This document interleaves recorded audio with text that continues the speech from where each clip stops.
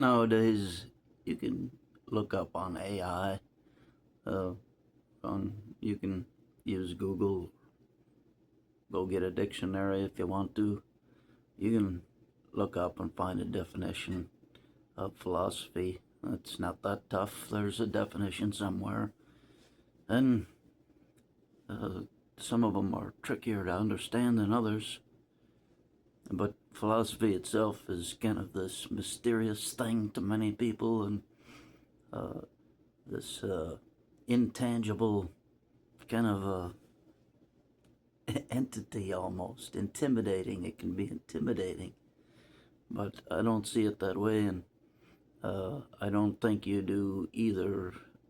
Ultimately, it's something that's supremely useful. Uh, Sometimes once you know what a thing is, that it exists, then it enters a different state of usefulness. Uh, so I've come up with a pretty good definition, I think. I think I have a pretty good definition of philosophy, and not out of the dictionary or anything like that, just from use. Uh, Even the topic of use itself is a thing that has been discussed philosophically for thousands of years. When you put a thing to use, it has its own effect on whatever that thing is. Anyways, my definition of philosophy is the differences and similarities between things. Understanding the differences and similarities of things. And what does this mean?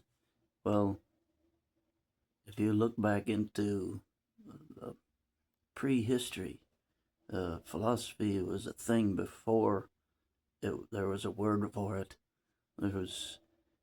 We were philosophizing, we were employing philosophy well before there was a word for philosophy. That I can assure you. And I want to give you an example. Um, if you think back, say, uh, 50,000 years, well, even if you go back 10,000 years is kind of the accepted approximate date for when agriculture started.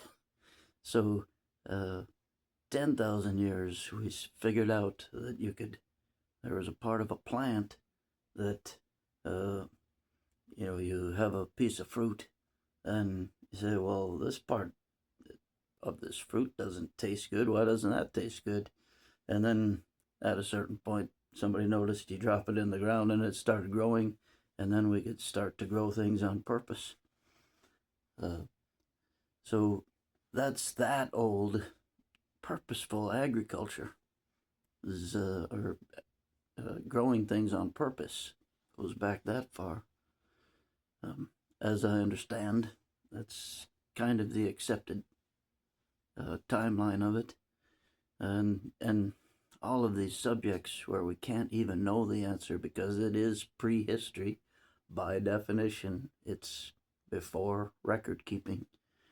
So we only have the evidence that we find that illustrate what could possibly have happened when, through carbon dating and who knows what else. But anyways, so if you think back even further than that, there was a time, let's say, there were people foraging, hunters and gatherers, and there's two types of berries, or they're both red, and one of them, you eat this one type of berry, and boy, it makes you feel very good, and energizes you, fulfills you, and you feel healthier. And then you see another type of berry, and it looks very similar, and you try it, and you feel terrible, and it does not do the same thing whatsoever. So, and it leaves you in this state of mind thinking, well, what is the difference between these two things? They look similar, same color, almost the same type of plant, but for some reason they have a really different effect. So there's a similarity and there's a difference between the two somehow, and then it's up to you to figure it out. And that whole process of determining sameness and difference is what philosophy is.